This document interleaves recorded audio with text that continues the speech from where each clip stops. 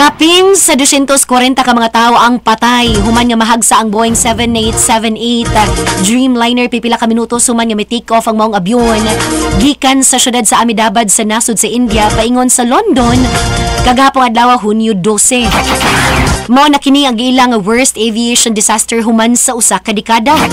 Nasayran nga lulan sa nisgotang abyon ang 242 ka mga pasahero ug usa niini ang swerteng nakasurvive human kini nga milayat. Nailhan ang bugtong nga survivor nga si Ramesh Vishwash Kumar, 40 anyos sa British national nga adunay Indian origin.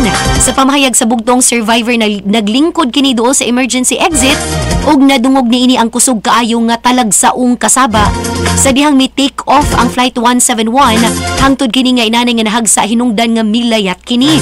Dungag pa niini nga kuyog usab niini sa susamang flight ang igsuon ug mihangyo kini sa pagpatabang sa pagpangita sa lawas niini. Sumapa sa state nga kapulisan padayon pang ilang investigasyon subay sa insidente lakip ng pagtino sa gidaganon sa nakalasuman nga aduna usay mga nakalas sa mga tawo nga himutang sa building diin mahagsa ang maong abyon.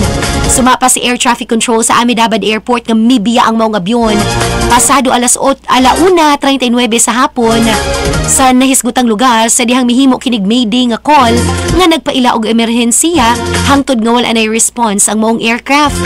Lulan sa maong abyon ang 217 ka mga adult, 11 ka mga bata ug 2 ka mga masuso.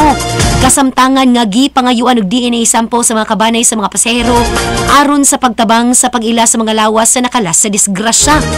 Mo kini ang unang natala nga pagkahagsa sa Dreamliner nga nagsugod sa pagbiyahe sa tuig 2011 sumapa sa Aviation Safety Network database.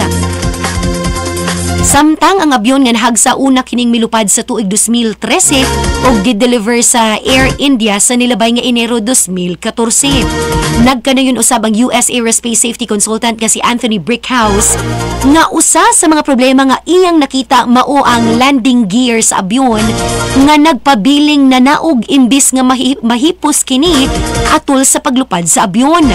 Padayon pa ang investigasyon sa mga eksperto sa pagtan-aw pa sa ubang mga anggulo sa insidente. Lakip na ang pag-retrieve sa black box sa mga abyon aron sa pagtino sa matuod nga emerhensiya ni ini.